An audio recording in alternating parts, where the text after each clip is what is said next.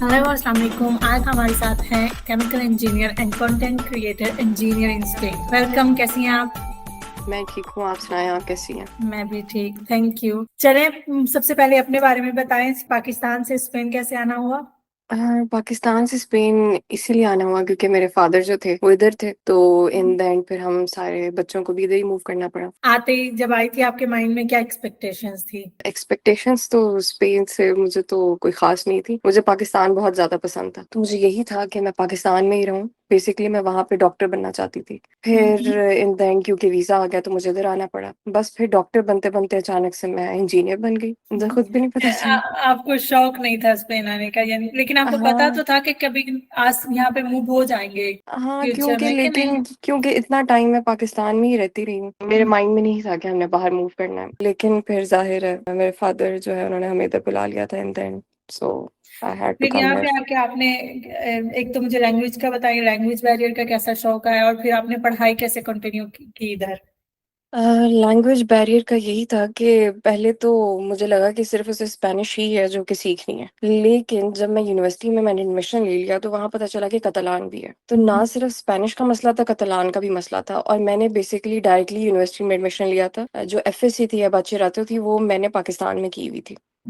तो जब मैंने डायरेक्टली एडमिशन लिया तो मेरे लिए बहुत ज़्यादा मुश्किल था। फर्स्ट सेमेस्टर जो था मैंने सोचा कि चलो इंग्लिश में कर लेती हूँ, तो फर्स्ट सेमेस्टर तो मेरा अच्छा गुजर गया। लेकिन उसके बाद फिर जाहिर है कोई मेरे टीचर स्पेनिश में पढ़ाते थे, कोई कतलान में पढ़ाते थे, तो बस मैं पूरा दिन यूनिवर्सिटी में ही होती थी। कभी किसी टीचर से लेक्चर ले रही हूँ, कभी किसी टीचर से। तो स्टार्ट में तो बहुत ज़्यादा मुश्किल था मेरे लिए। फिर आहिस्ता आहिस्ता जो था मैंने अडाप्ट करना शुरू किया। और यूनिवर्सिटी में एडमिशन से पहले जो है मैंने लैंग्वेज कोर्सेज काफ़ी सारे कर लिए थे कि मुझे मुश्किल ना पेश आए। जाहिर है आप यूनिवर्सिटी लेवल पे जब जाते हो तो आपको लैंग्वेज आनी चाहिए। ऐसा नहीं है कि आप चलो बच्चों से सीख लोगे, आपको कुछ ना कुछ आना चाहिए। तो यही हुआ कि मैं वहाँ गई और फिर थोड़ी मुश्किलात आई, पर ऐसे ही आहिस्ता आहिस्ता अडेप्ट करने की कोशिश की मैंने। एडमिशन इजीली मिल गया था?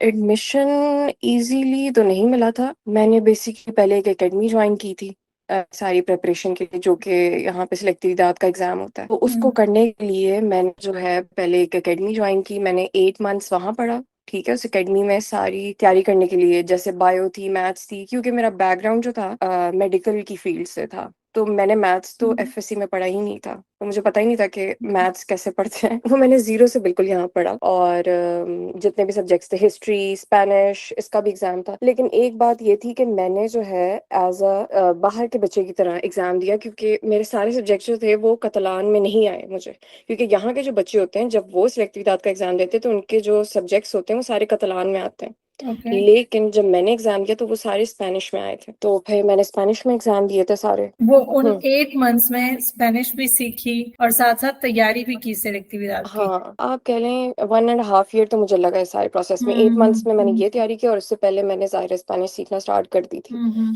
मैं डिफरेंट स्कूल्स में जाती थी डबल टाइम। एक सुबह जाती थी, एक शाम में जाती थी, ताकि मुझे कुछ समझ आए, क्योंकि लैंग्वेज है आपने सीखनी है, एक डिफरेंट कंट्री में आप आ गए हो। तो मतलब मैं चाहती थी कि मैं आगे ग्रो करूँ, ये ना हो कि बस अब मुझे लैंग्वेज नहीं आती है, आगे स्पेनिश है, आगे कतलान है, तो मैं वहीं की वहीं रह जाऊँ।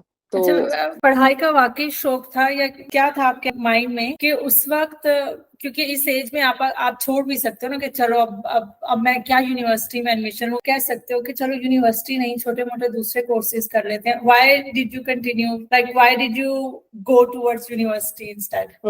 बेसिकली मुझे जो है ना पढ़ने का बहुत शौक है। ठीक है। और मतलब मैं, ये नहीं है कि मैं कहूँ कि नहीं जी एफएससी कर लिया बस इतना ही है।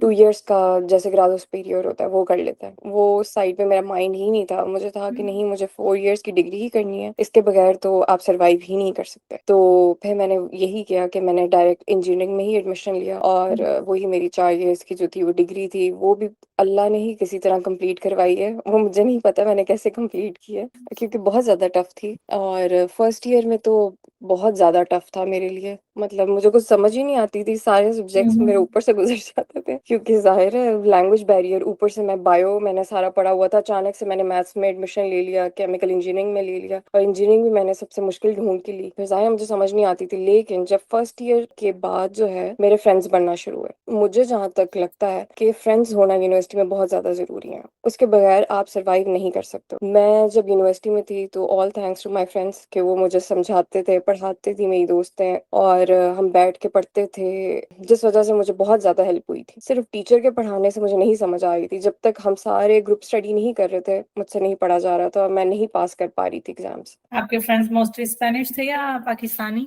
मोरक्कन, पाकिस्तानी, हम्म। स्पेनिश, हर तरह के। आपको पता है जब आप डिफरेंट रेस के होते हैं तो आपको डिफरेंट तरह के लोग मिल जाते हैं। और फिर ये केमिकल इंजीनियर ही क्यों चूज की?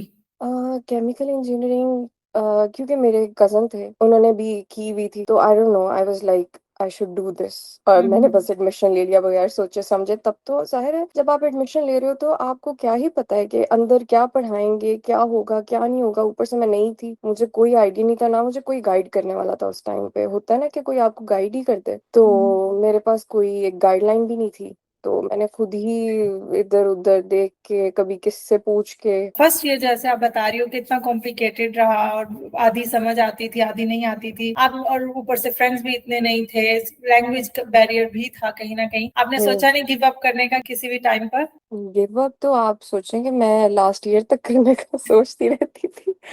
फर्स्ट ईयर क्या, मैं तो लास्ट ईयर तक सोचती रहती थी, क्योंकि बहुत ज्यादा टफ होता था। हर सेमेस्टर में कुछ एक दो सब्जेक्ट्स ऐसे आ जाते थे जो कि लगता था अब ये नहीं पास हो सकते, तो हर दफा फिर वो दोबारा दोबारा कर करके इन द एंड पास कर ही लेती थी मैं किसी ना किसी तरह। और मुझे खुद भी यकीन नहीं आता कि हाँ चलो शुक्र है ये वाला सब्जेक्ट पास हो गया फाइनली। तो इसी तरह ही तो मतलब मुसलसल कोशिश कोशिश कोशिश, ये था मेरा एक मोटिवेशन मुझे कह ले। जब आप लास्ट हाँ। मोमेंट तक सोच रहे थे कि मैं मुझसे नहीं होगा या मैं गिव अप कर जाऊंगी, व्हाट वाज द हाँ। Motivation that kept you going on? हाँ, मोटिवेशन यही थी कि मैं कर सकती हूँ, मैं क्यों नहीं कर सकती। अगर बाकी सब कर सकते हैं तो मैं क्यों नहीं कर सकती। तो बेशक मेरे लिए लैंग्वेज बैरियर था, समझ नहीं आती थी। और जाहिर है आप एक डिफरेंट यूनिवर्सिटी में जाते हो, डिफरेंट तरह के लोग होते हैं, वो स्पेनिश सारे लोग थे, आप समझ रही हैं। हम्म। मतलब एक डिफरेंट आपके लिए एनवायरनमेंट भी डिफरेंट होता है। तो काफी दफा मेरे माइंड में आया भी कि यार क्या मैं इससे बेहतर था मैं 2 इयर्स की डिग्री कर लेती, क्या मैंने 4 इयर्स की डिग्री कर ली तो खत्म ही नहीं हो रही है। लेकिन फिर वही एक ही बात थी मेरे माइंड में कि नहीं मैंने करना है तो करना है, तो फिर मैंने कर ही लिया, अल्लाह का शुक्र है। अब इन तीन चीजों में से जैसे आप बता रहे हैं, एक लैंग्वेज बैरियर हो गया, कल्चर शॉक एक बिल्कुल, और होम सिकनेस में, इन तीनों हम्म। में से सबसे ज्यादा मुश्किल क्या था आपके लिए पहले साल में? पहले ईयर में तो मैं तो कहूंगी जब आप डिफरेंट कंट्री में आते हो तो आपके लिए लैंग्वेज ही सबसे बड़ा बैरियर होता है, ठीक है। क्योंकि आप अपने थॉट्स ही नहीं कम्युनिकेट कर सकते। मैं किसी को समझा ही नहीं सकती भाई मेरा ये मसला है। आप सोचो कि मैं यूनिवर्सिटी गई हूँ, ठीक है, अब मुझे टीचर्स को ये नहीं बताना आता था कि ये मेरा ये मसला है, ठीक है, कि ये मैं चाह रही हूँ आप मुझे ये समझाओ। मतलब आप सही से कम्युनिकेट नहीं कर पाते हो। तो फर्स्ट ईयर में मुझे बहुत ज्यादा मेरे लिए टफ रहा टीचर्स को समझना, टीचर को अपनी बात समझाना। लेकिन मैं भी बहुत ढीठ थी, मैं भी फर्स्ट रो में जाके बैठ जाती थी, जब तक मुझे समझ नहीं आती थी मैं भी वहां से नहीं उठती थी। एंड पे जाके मैंने टीचर से पूछना कि टीचर, हर क्लास के एंड पे सब बच्चों को पता होता था कि इसने टीचर के पास जरूर चले जाना है। तो खैर फिर मैं टीचर से जाके पूछती थी। टीचर्स भी जाहिर है बहुत हेल्पफुल है यहाँ के, मैंने कभी भी रेसिज्म नहीं फेस किया। आपने यहाँ पे काफी सारे पॉडकास्ट किए होंगे, मैंने सुने भी हैं आपके, उनमें यही मैंने सुना है कि रेसिज्म फेस करना पड़ा। मे बी वो स्कूल्स थे, कॉलेजेस में गए हैं बच्चे, वहां पे इतने मतलब उनका माइंड नहीं इतना ग्रो हुआ होता बच्चों का, और वो इस तरह से हरकतें करते हैं दूसरे बच्चों के साथ। लेकिन यूनिवर्सिटी में मेरे साथ जितने भी लोग थे बहुत फ्रेंडली थे टीचर्स। कुछ एक टीचर था थोड़ा रेसिस्ट, वो उसको मुस्लिम से मसला था ज्यादातर, उसको यही मुस्लिम से तकलीफ थी कि मुस्लिम्स क्यों हैं। लेकिन बाकी सारे टीचर्स और स्टूडेंट्स बहुत अच्छे थे वहाँ पे। तो फिर डिग्री जब खत्म हो गई, एक तो वो खुशी कैसी रही, एक्सप्रेस करें, और उसके बाद फिर आपने क्या कंटिन्यू किया? हाँ, जब डिग्री मेरी कंप्लीट हो गई तो जाहिर है मतलब जब मतलब कंप्लीट कर लेता तो सोचता है कि अच्छा मतलब इतनी लंबी स्ट्रगल और बस खत्म हो गई। तो मुझे लगता है जो प्रोसेस होता है उसमें आप ज्यादा सीख रहे होते हो। जब खत्म हो जाता है तो बंदा कहता है अच्छा इतनी मेहनत अब ये खत्म हो गई है। तो खैर फिर मेरी डिग्री कंप्लीट हुई, उसके बाद फिर मैं पाकिस्तान चली गई थी। फिर मैं जब पाकिस्तान से वापस आई तो मैंने जॉब ढूंढी, तो फिर मुझे जॉब मिल गई थी। उससे पहले खैर यूनिवर्सिटी में ही मैंने जो है इंटर्नशिप भी की हुई है। तो मैं 1 ईयर मैंने यूनिवर्सिटी एंड होने से पहले पहले, क्योंकि मैंने अपने इर्द गिर्द के लोगों से सुना था कि आपको चाहिए कि आप इंटर्नशिप करो, आपको अच्छी, उसके बाद जब आप यूनिवर्सिटी में से निकलोगे तो आपको अच्छी जॉब मिलेगी। तो यही मैंने किया। एक मल्टीनेशनल कंपनी थी, उसमें मुझे मिल गया था। Basically I used to work in a chemical plant. फिर मुझे ज़ाहिर है केमिकल प्लांट के अंदर अगर आप काम करते हो तो आपको बहुत आप अच्छे से ऑब्जर्व कर पाते हो सारी चीज़ें। तो मेरी सीवी जो थी बहुत ज़्यादा स्ट्रांग हो चुकी थी एक ईयर की इंटर्नशिप करने। फिर यही हुआ कि इंटर्नशिप जो है मैंने की, फिर मैं पाकिस्तान चली गई। जब मैं पाकिस्तान से वापस आई तो फिर मैंने यही किया कि मैंने जॉब्स अप्लाई करना स्टार्ट की, और फिर मुझे जॉब मिल गई थी एज अ रिस्क कंसल्टेंट। तो या I used to okay, work as a अच्छा, अभी उस प्रोसेस पे, जॉब ढूंढने के प्रोसेस पे भी आएंगे। Before moving on, I would like to know, आप कंपेयर कर पाती हो पाकिस्तानी एजुकेशनल सिस्टम और यहाँ का एकेडमिकल सिस्टम? हाँ, कर सकती हूँ। पाकिस्तान की जो पढ़ाई है, क्योंकि मैंने एफएससी वहाँ से की है, मैंने बहुत अपनी ज़िंदगी का एक हिस्सा पाकिस्तान में गुजारा है, तो वहाँ की पढ़ाई भी ज़ाहिर मैंने की है। वहाँ पे बस यही है कि आप कह लो कि रट्टा सिस्टम बहुत ज़्यादा है, ठीक है? आपको रट्टा लगाना है, बार-बार पढ़ के आपको, अगर आपने सारी, आप सोचो कि मैथ्स में मेरे, मतलब मुझे मैथ्स के आंसर्स तक याद होते थे। मैं इतना ज़्यादा सॉल्व करती होती थी क्वेश्चन पेपर्स, आपको पास्ट पेपर्स मिलते होते, तो पढ़ के मैं सारे क्वेश्चन पेपर याद कर चुकी थी। मतलब आपको पता होता था कि पेपर में क्या आना है, ठीक है? आपको ऐसा नहीं है कि आउट ऑफ सिलेबस आ रहा है, कुछ आपकी थॉट प्रोसेस को करने के लिए कुछ डिफरेंट क्वेश्चंस कर रहे हैं, ऐसा कुछ नहीं था। तो मैं सारा पढ़ लेती थी, और मैं टॉपर थी पाकिस्तान में भी। जैसे कि आपको पता है, अगर आप मेडिकल में जाना चाह रहे होते हो तो आपके नंबर बहुत अच्छे आने चाहिए, तो इसी वजह से मैं वहाँ पे बहुत पढ़ती होती थी। खैर, फिर वहाँ पे लेकिन ये था कि आप पढ़ो तो आप जो हो अच्छे नंबर ले सकते हो। लेकिन जब मैं स्पेन आई हूँ तो जो मुझे शौक लगा यहाँ आके, जब मैंने यूनिवर्सिटी में एडमिशन ले लिया, तो उसके बाद मैं मतलब उतना ही पढ़ती होती थी, लेकिन मैं पास नहीं हो पाती थी उतना पढ़ने से। मैं यहाँ पे डबल ट्रिपल ज्यादा मेहनत कर रही होती थी। मतलब मतलब क्योंकि यहाँ पे वो चीज नहीं एग्जैक्ट आने वाली जो कि आपने पढ़ ली है। जब तक आपको कॉन्सेप्ट नहीं समझ आने वाला, आप जो मर्जी कोशिश कर लो, आपने एग्जाम में नहीं पास होना। ये है कि यहाँ पे जो है थोड़ा सा आपके कॉन्सेप्ट्स को देखा जाता है कि हाँ भाई, आपके कॉन्सेप्ट्स क्लियर हैं कि नहीं। लेकिन एक चीज मैं कहूंगी कि 4 साल की जब आप डिग्री कर लेते हो ना, उसके बाद जब आप जॉब स्टार्ट करते हो तो आप देखते हो कि यार, इन्होंने पढ़ाई क्या चीज है और जॉब क्या है, बिल्कुल डिफरेंट चीज है। मतलब पढ़ना तो ठीक है, आपका माइंड ग्रो होता है, आपकी पर्सनालिटी बेहतर होती है, ये सारी चीजें हैं। लेकिन जब आप जॉब करते हो तो बहुत डिफरेंट तरीके का आपको देखने को चीजें मिलती हैं। क्योंकि जब आपने जॉब स्टार्ट की, आपने एज अ केमिकल इंजीनियर ही जॉब की। Yes, as a chemical engineer ही मेरी थी।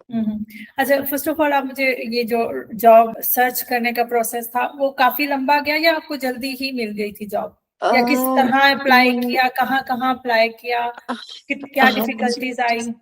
जहाँ तक जॉब अप्लाई करने की बात है, ये है कि मैं एक चीज कहूंगी कि स्पेन की जो जॉब मार्केट है वो बहुत सैचुरेटेड है, ठीक है? आपको जो है इसमें भी ट्राई ट्राई अगेन ही है, ठीक है? अगर आप चाहते हो कि आपकी सैलरी अच्छी हो, ये सारी चीजें हो, तो आपको जो है काफी सर्च करनी पड़ती है। ऐसा नहीं है कि आज आप जॉब अप्लाई करोगे कल आपको जॉब मिल जाएगी। तो आपको जाहिर है सर्च करनी है, और फिर यहाँ पे ये भी है कि सैलरी में भी फिर जाहिर है डिफरेंट रैंक्स हैं, ठीक है? तो मैं जो जो मैं अपनी जॉब कर रही थी उसमें मेरे पास एक ये अच्छी चीज थी कि क्योंकि मुझे इंग्लिश आती थी और स्पेनिश भी आ गई थी जाहिर है मुझे, तो जब इंग्लिश और स्पेनिश दोनों वो देखते हैं कि इस बंदे को बहुत अच्छी आती है, तो फिर जो है आपकी सैलरी जो है वो नॉर्मल जो रेंज होती है उससे बढ़ जाती है। तो मैं बेसिकली मैंने इस चीज में सर्च किया कि मैं चाह रही थी कि फर्स्ट जॉब जो है उसमें ये ना हो कि वो ये सोचें कि हाँ भाई, आपकी तो फर्स्ट जॉब है, आपका तो फर्स्ट एक्सपीरियंस है, आप बिल्कुल कम सैलरी ले लें हमसे। तो इस वजह से मैंने थोड़ी सर्च की, और फिर जब तक मुझे जो मैं एक्सपेक्ट कर रही थी उसके हिसाब से नहीं, जब तक मुझे जॉब मिली मैंने नहीं ली थी। काफी इंटरव्यूज देने पड़े?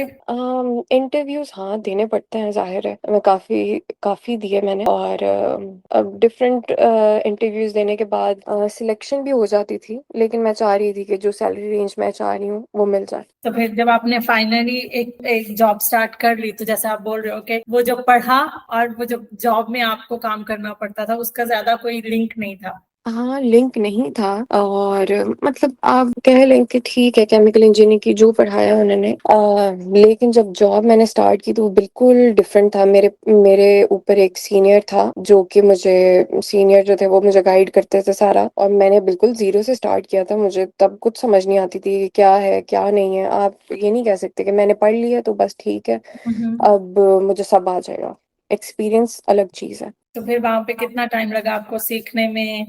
मतलब आप कह लें 3-4 मंथ्स तो स्टार्ट में जाहिर है आपको थोड़ा समझने में टाइम लग रहा होता है। आपको अपने इर्द गिर्द के जो भी लोग होते हैं उनको भी समझने में टाइम लगता है, उनको आपको समझने में टाइम लगता है। तो लेकिन थोड़े टाइम के बाद मैं अडेप्ट कर गई थी अपनी जॉब में, काफी अच्छा मेरा उनके साथ इंटरेक्शन रहा। और वर्क प्लेस एक्सपीरियंस कैसा रहा? जैसे आपने कहा कि यूनिवर्सिटी में बहुत अच्छा रहा, मोस्टली वेरी सपोर्टिव, जॉब पे वर्क प्लेस पे कैसा था? वर्क प्लेस पे भी मेरा अच्छा ही एक्सपीरियंस रहा और असल में कम्पिटिटिव नहीं था वहां पे? कंपटीशन या थोड़ा सा नीचे करना? नहीं नहीं ऐसा नहीं। कुछ भी नहीं था, बल्कि वो मुझे पुश करते थे कि ये भी तुम कर सकती हो, वो भी कर सकती हो। इस तरह से नहीं था कि वो आपको डिमोटिवेट करें या क्या है तुम्हें ये नहीं आता है वो नहीं आता है, ऐसा कुछ नहीं था। मुझे सिखाते थे हर दफा। डिफरेंट डिफरेंट प्रोजेक्ट्स थे हमारी कंपनी में, जितनी दफा डिफरेंट प्रोजेक्ट आता है जाहिर है आपको जीरो से उसमें कुछ ना कुछ वर्क करना पड़ता है। तो काफी सारे प्रोजेक्ट्स हमारे पास हमारी कंपनी में आते हैं, मैं उन सबको हैंडल कर लेती हूँ, ऐसा कोई मसला नहीं है।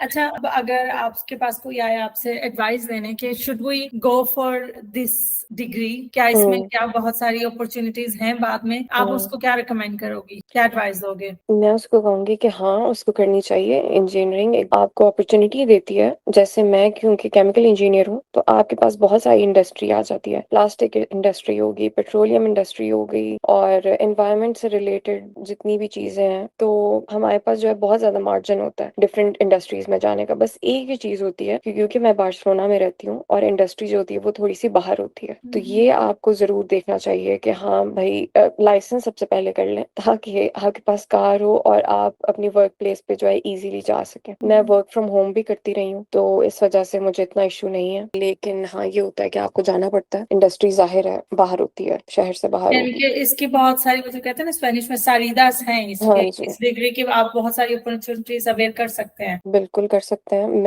मैं जो हूँ एज अ रिस्क कंसल्टेंट काम कर रही हूँ और जो भी केमिकल प्लांट के अंदर हैजर्ड्स होते हैं वो हम लोगों ने आइडेंटिफाई करने होते हैं। इसके अलावा पूरा केमिकल प्लांट आपके पास, हर प्रोजेक्ट में मेरे पास एक डिफरेंट केमिकल प्लांट आता है, हमें जो है उसको एनालाइज करना होता है। हाँ, नहीं, this is very interesting as you said कि आप फिर काफी इंडस्ट्रीज में जा सकते हो, यस अपॉर्चुनिटीज है और वाइड हो जाती है, हाँ उसकी मार्जिन और अपॉर्चुनिटीज यस आपके पास बहुत सारी कॉस्मेटिक इंडस्ट्री है। हम लोग मास्टर्स जो है कॉस्मेटिक इंडस्ट्री के लिए भी कर सकते हैं। तो आपके पास बहुत सारी अपॉर्चुनिटीज हैं। जिस चीज में भी आप मास्टर्स करेंगे फिर जाहिर है आप उस वाली इंडस्ट्री में जा सकते हैं। Let's move to your content creation journey. वो यस कहाँ से स्टार्ट हुआ और वो कैसे बस कैसे माइंड में आता है? वो बस ये है कि मुझे खाने का बहुत शौक है। जैसे मुझे पढ़ने का शौक है ऐसे ही मुझे खाने का भी बहुत शौक है। वो बस ये है कि मुझे देख के कोई कह नहीं सकता कि आपको इतना खाने का शौक है, लेकिन मतलब मुझे यही था कि हाँ यार पूरी दुनिया, मतलब आपको पता ही हम सब इंस्टाग्राम स्क्रॉल करते हैं, टिकटॉक और ये सारी चीजें। मैं कहती थी कि मैं क्यों कंज्यूम करी हूँ, मैं कुछ बना क्यों नहीं सकती। तो इसी माइंडसेट के साथ मैंने कहा चलो यार बना ही लेती हूँ, क्या ही जाएगा। तो वही मैंने बस जो भी मैंने एक खाना पे मैंने थोड़ा सा ऐसे वीडियो बनाई और मैंने लगा दी, तो वो लोगों ने पसंद की और मुझे लगा अच्छा लोग पसंद भी करते हैं। तो क्योंकि बार्सिलोना में तब कोई भी इस तरह से नहीं कर रहा था उर्दू वॉइस ओवर में, स्पेनिश वॉइस ओवर में तो मैंने देखे हैं बहुत ज्यादा लोग करते हैं, लेकिन उर्दू वॉइस ओवर में नहीं कोई भी कर रहा था खाने से रिलेटेड। तो जब उर्दू वॉइस ओवर में लोगों ने देखा तो उन्होंने पसंद किया और वो चाहते थे कि कोई जाहिर है मैं बेसिकली लाहौर से हूँ, तो लाहौर में तो ये फूड का कंटेंट बहुत ज्यादा लाहौरियों के पास और कुछ नहीं है, बस उनके पास खाना है, वो सिर्फ खाना खाते हैं। वहां पे तो बहुत ज्यादा फूड ब्लॉगिंग का ट्रेंड है। तो पता नहीं I don't know may be Lahori हूँ इस वजह से वहीं से मुझे कुछ हुआ, मुझे नहीं पता ये कैसे हुआ। मैंने स्टार्ट कर दी थी। रिस्पॉन्स अच्छा आया शुरू से ही? हाँ शुरू से ही रिस्पांस अच्छा आया, इसलिए मुझे थोड़ी सी मोटिवेशन भी मिलती रही। अगर आप सोचें ना, अगर एक बंदे को अच्छा रिस्पांस नहीं आता तो उसका मोटिवेशन का जो लेवल है बहुत लो हो जाता है। क्योंकि मुझे अच्छा रिस्पांस आने लगा तो फिर मुझे और शौक होने लगा और मैंने फिर और से और रेस्टोरेंट्स करना स्टार्ट कर दिए थे। फिर मैंने सिर्फ फूड कंटेंट ही नहीं मैं बनाती, इसके अलावा जो है मैंने पढ़ाई से रिलेटेड, स्टडी से रिलेटेड, जॉब से रिलेटेड, ये सारा कंटेंट है मेरे मेरे फीड पे। अगर आप चाहें तो एक आपको मिक्सचर मिलेगा डिफरेंट चीजों का। आपको आइडिया था कि यहाँ पे हमारी इतनी कम्युनिटी है कि जैसे वीडियो बनाना हुआ स्टार्ट की तब पता चला? हाँ, नहीं, मुझे तो बिल्कुल भी आइडिया नहीं था कि इतने पाकिस्तानी हैं बार्सिलोना में या स्पेन में ही इतने ज़्यादा हैं। वो तो जब मैंने बनाना स्टार्ट किया और लोगों ने वीडियो सेव करना स्टार्ट किया तो मुझे आइडिया हुआ। और अगर आप देखें तो मेरे जो वॉइस ओवर होते हैं वो उर्दू में होते हैं।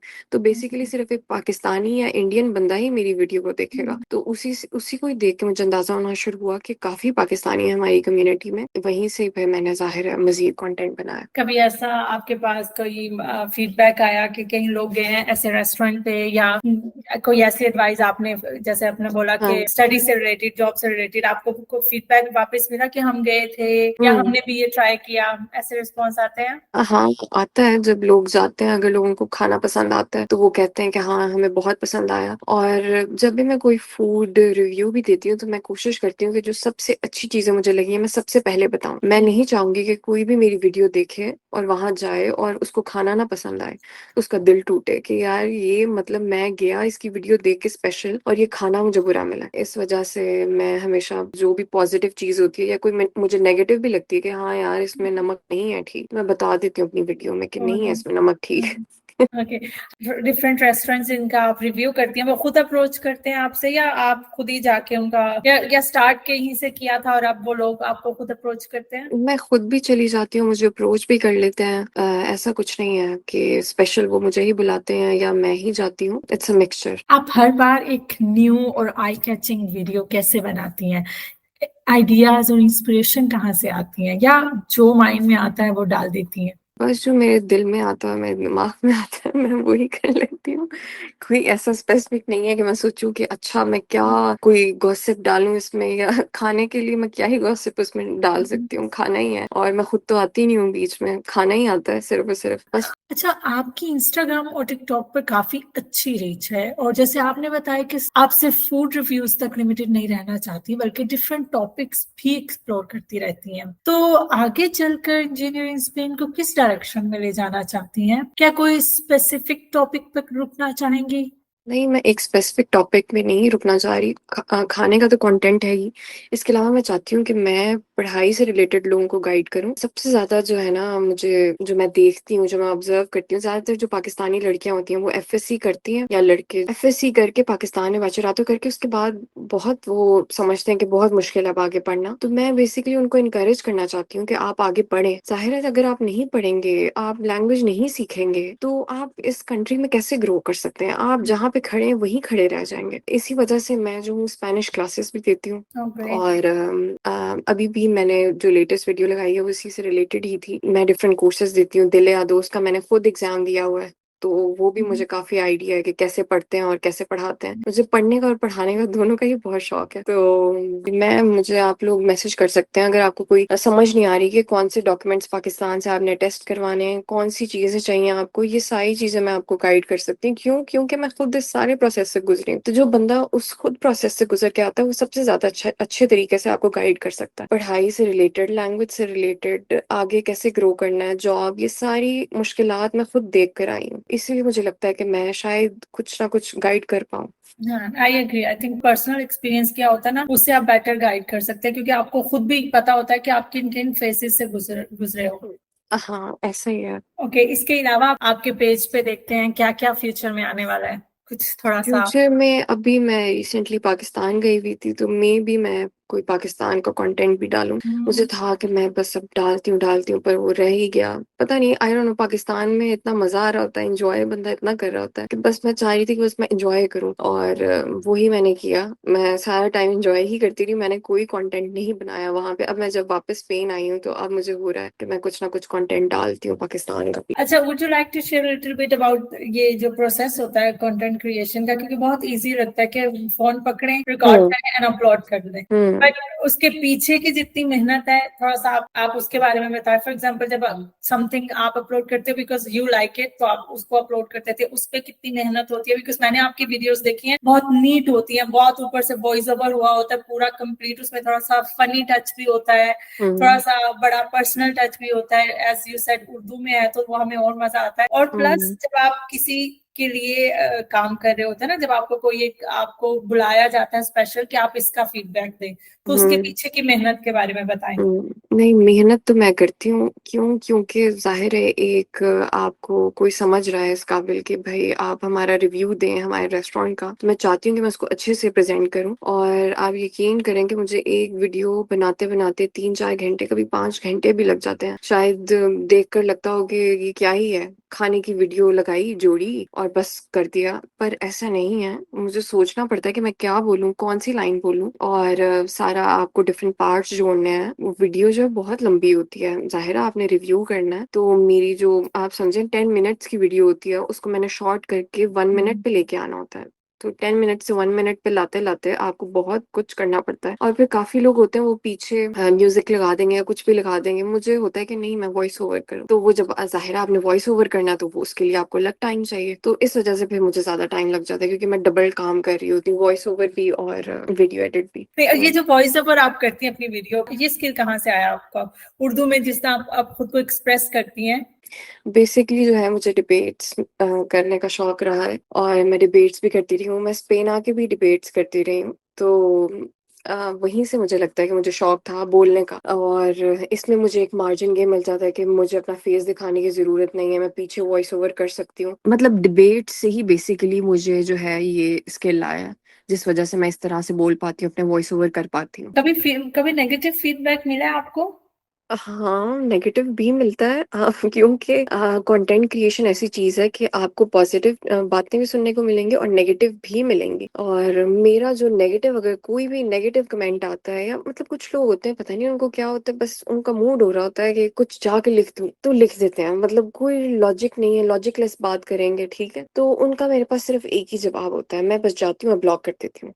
मतलब उनको जवाब भी देने की क्या ही जरूरत है, मतलब बेसिकली वो आपसे जवाब ही चाह रहे होते हैं, लेकिन कोई फायदा नहीं है। तो बस एक ही चीज करती हूँ, ब्लॉक कर देती हूँ। और इस तरह से फिर, क्योंकि इन द एंड नेगेटिव चीजें जो है वो आपको कहीं ना कहीं अफेक्ट करती ही हैं।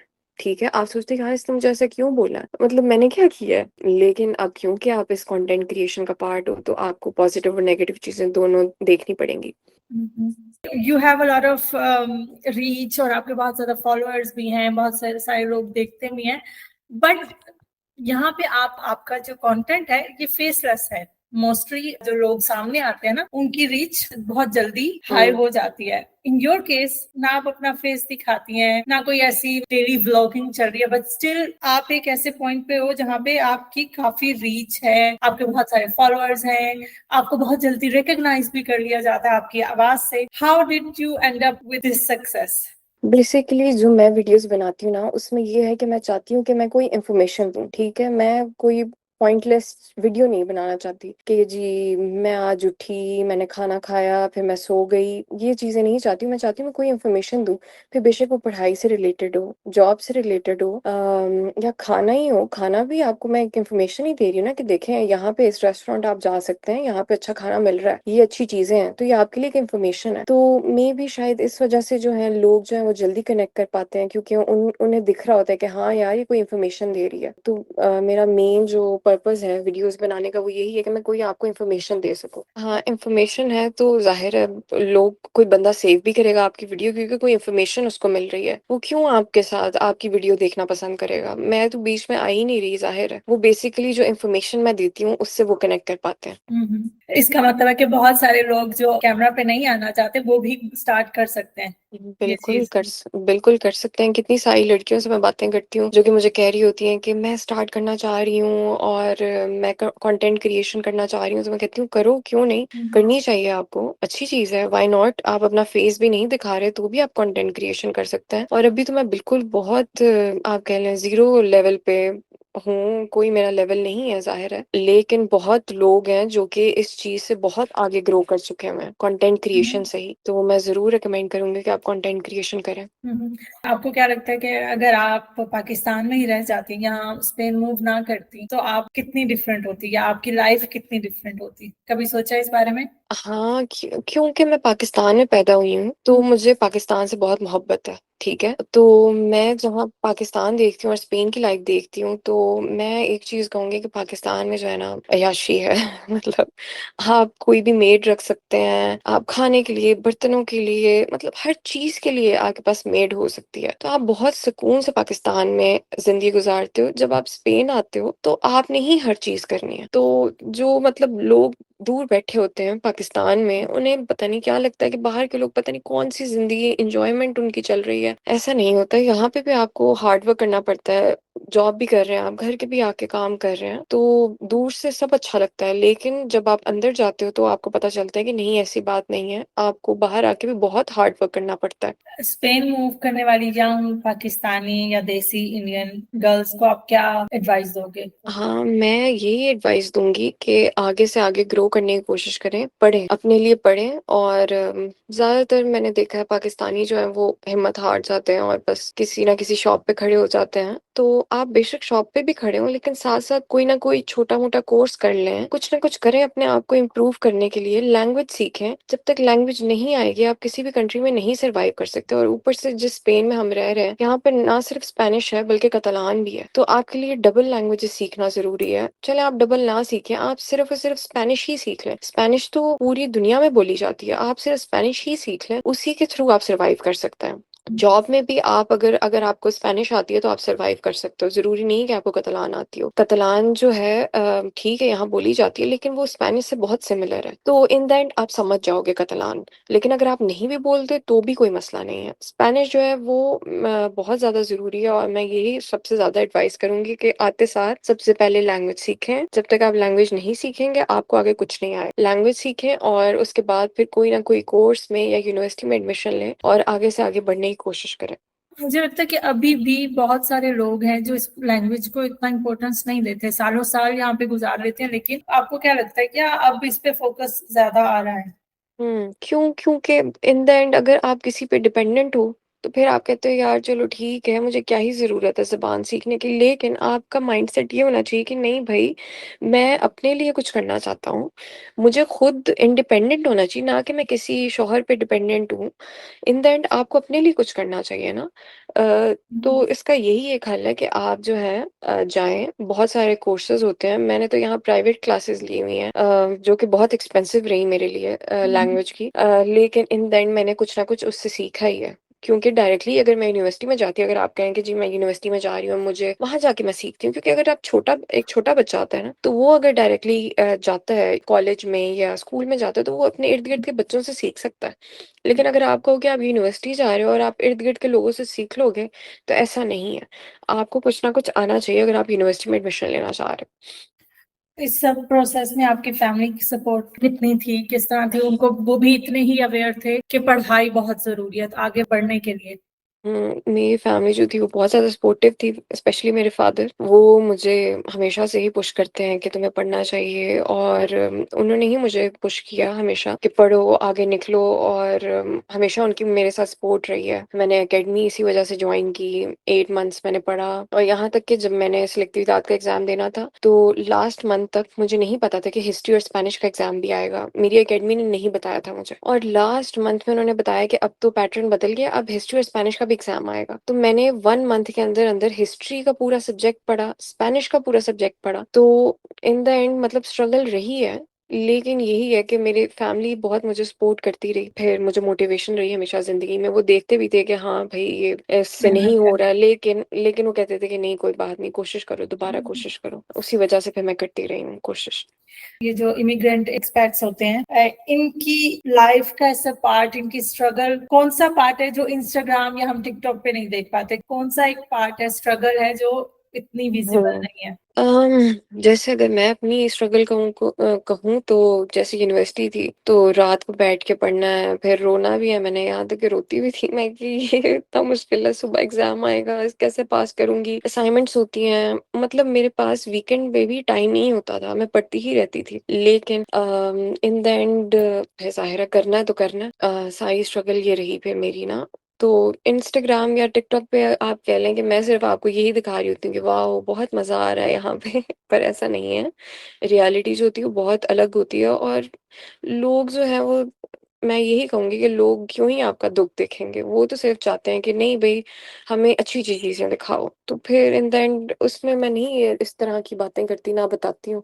अब इतना आपकी जो आप फोकस स्टडीज पे था, आपने मेंशन किया कि वीकेंड पे भी आपको टाइम नहीं मिलता था, पढ़ रहे होते थे, इस सब में आपको दोस्ती बनाने में या कम्युनिटी से अपनी खुद की कम्युनिटी से इंटरेक्शन करने का टाइम मिला back in when you came to Spain, या अब जाके इंटरेक्शन होता है? आप डिफरेंशिएट करते हो entre लोकल्स जो स्पेनिश हैं या जो अदर नेशनलिटीज हैं या हमारी खुद की जो कम्युनिटी है? नहीं, जब मैंने एकेडमी में जो आपको बता रही हूँ सेलेक्टिव के लिए मैंने जॉइन की थी, वहीं पे मैंने अपनी पाकिस्तानी फ्रेंड बना ली थी पहले। तो मतलब मिल जाते हैं क्योंकि हम बार्सिलोना में रहते हैं, तो यहाँ पे बहुत पाकिस्तानी कम्युनिटी भी और बहुत डिफरेंट कंट्री से आई हुई कम्युनिटी, मोरक्कन हो गए और भी बहुत कंट्री से। तो इस वजह से मेरे लिए फ्रेंडशिप बनाना इतना मुश्किल नहीं रहा था, मैंने ढूँढ लिए थे अपने जैसे लोग। तो और स्पेनिश भी जो होते हैं बहुत फ्रेंडली होते हैं, आपको गाइड करते हैं और ये नहीं है कि रेसिज्म हो कुछ। स्पेनिश फ्रेंड्स भी इजीली बन गए थे मेरे। मतलब आपको कम्युनिटी में भी खुद जैसे लोग जल्द ही मिल गए? हाँ, मुझे जल्द ही मिल गए थे और डिफरेंट इस्लामिक सेंटर्स में मैं जाती होती थी, मतलब वहाँ पे भी मैंने फ्रेंड्स बना ली थी, तो इतना मुश्किल नहीं था मेरे लिए। चलें, लास्ट मैं पूछूंगी कि अब आप अपने आप को अगले 5 साल में कहाँ देखती हैं? इंजीनियरिंग में या कंटेंट क्रिएशन में या दोनों का मिक्स? हाँ, कंटेंट क्रिएशन तो आप कहें कि मेरी ज़िंदगी का एक हिस्सा है। फ़िलहाल मैंने इसे बनाया हुआ है, आई डोंट नो फ्यूचर में मैं करती हूँ कि नहीं, अभी फ़िलहाल तो मैंने इसे बनाया हुआ है। और मुझे अच्छा भी लगता है कंटेंट बनाना। तो और इसके अलावा इंजीनियरिंग ज़ाहिर है मेरे साथ है ही है। मेबी मैं आगे मास्टर्स करूँ और लेकिन अभी मुझे क्योंकि मैं पहले ये देखना चाहती हूँ कि मुझे पसंद क्या है, ठीक है? क्योंकि मैंने केमिकल इंजीनियरिंग की हुई है, तो बहुत सारी इंडस्ट्रीज़ में मैं जा सकती हूँ। तो मैं पहले चाहती हूँ कि पहले मैं देखूँ कि मुझे पसंद क्या है और फिर मैं उससे रिलेटेड मास्टर्स करूँ। ये नहीं कि बस सब जैसे मैंने इंजीनियरिंग कर ली, मुझे पता नहीं था स्टार्ट में कि ये क्या है, क्यों है, और मैंने कर ली। अब मैं वही सेम एक्सपीरियंस आगे नहीं कंटिन्यू करना चाह रही हूँ कि मैं कहूँ कि बस ठीक है मैं कोई भी मास्टर्स कर लेती हूँ। तो इंशाल्लाह मास्टर्स करूँगी और यही एक जॉब जो है अपनी इसको कंटिन्यू करूँगी। Okay. Thank you so much. Anything in last you would like to add? बस यही कि लाइक करें, सब्सक्राइब करें और मैं क्या कह सकती हूँ बस यही है कि पढ़ें और आगे निकलने की कोशिश करें और बस दुआ में याद रखें। और जस्ट इन केस अगर आपको कोई भी हेल्प की ज़रूरत है तो आप मुझे मैसेज कर सकते हैं, मैं आपको ज़रूर जवाब दूँगी। बस ये मत लिखा करें हाय, हेलो, उस पे मैं आपको क्या जवाब दूँगी? आप मुझे मतलब अपना मसला लिख कर भेजें, मैं ज़रूर आपके मसले का कोई ना कोई हल निकाल दूँगी। चलें, thank you so much.